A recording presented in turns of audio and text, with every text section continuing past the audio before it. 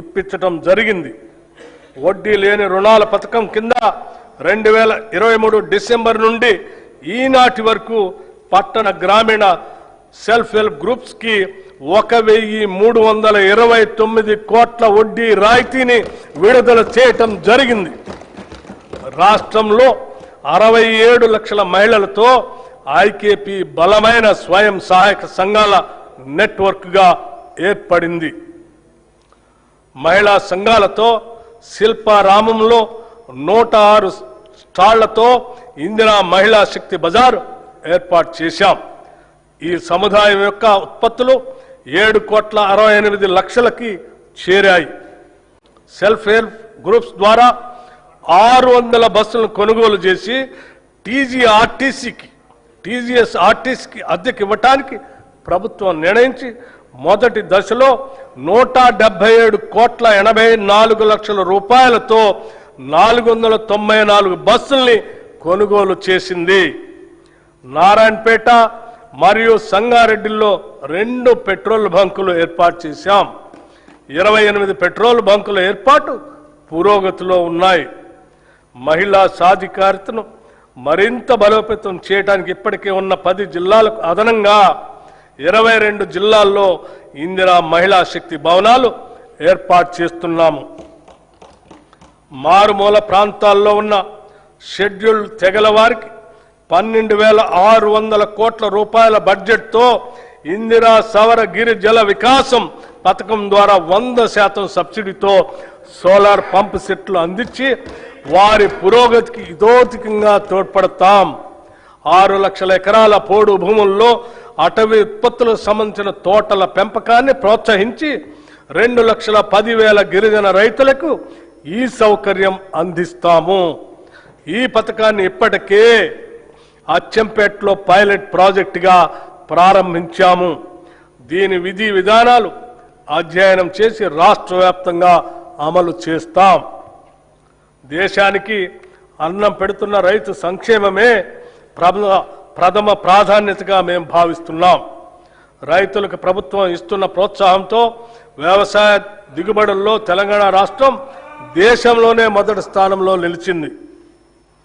రైతులకు పెట్టుబడి సహాయం కోసం రైతు భరోసా పథకం ద్వారా ప్రతి సీజన్కు ఎకరాకి 6,000 చొప్పున 2 పంటలు కలిపి సంవత్సరానికి 12,000 రూపాయలు సహాయం అందిస్తున్నాం. రైతులకు మద్దతు ధరనివ్వటం కోసం వారికి ప్రోత్సాహకంగా సన్న వడ్లకు క్వింటాకు 500 రూపాయల చొప్పున అందజేస్తూ ప్రభుత్వం వారికి అండగా నిలుస్తుంది.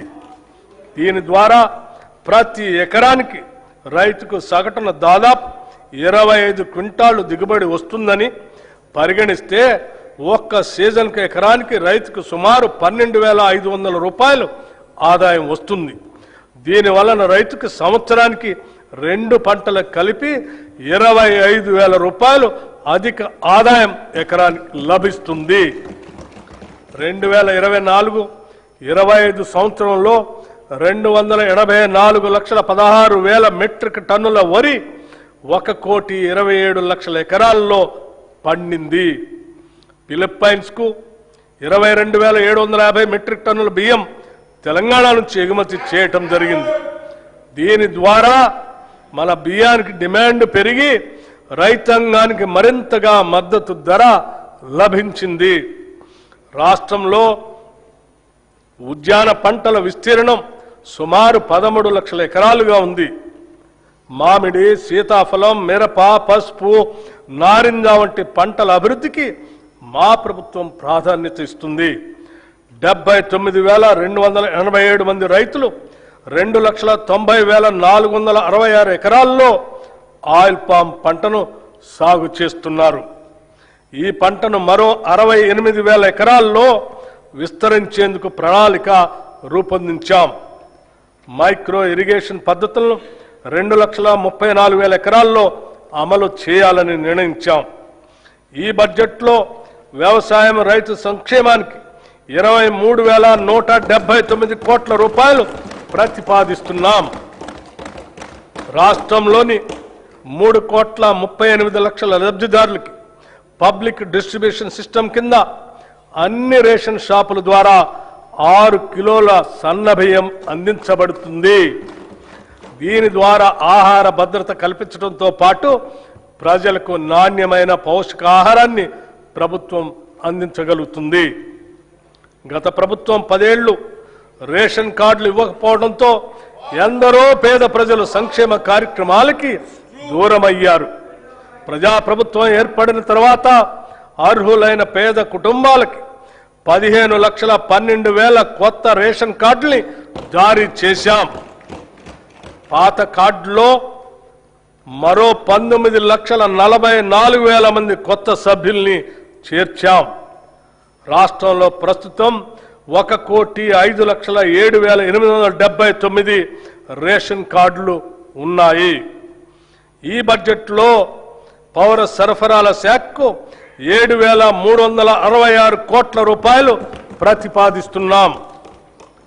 పశు సంవర్ధక మత్స్య రంగాలు 2024-25 సంవత్సరంలో 1,935 కోట్ల 27 లక్షల గుడ్ల ఉత్పత్తితో తెలంగాణ రాష్ట్రం దేశంలో 3వ స్థానాన్ని చేరుకుంది.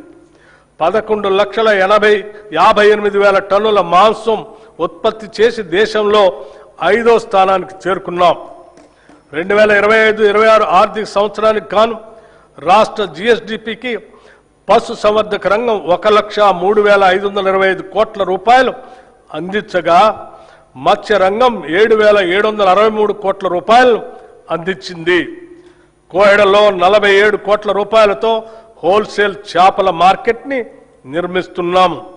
ఈ బడ్జెట్లో పశు సంవర్ధక మత్స్య శాఖకు 1,529 కోట్ల రూపాయల్ని ప్రతిపాదిస్తున్నాం.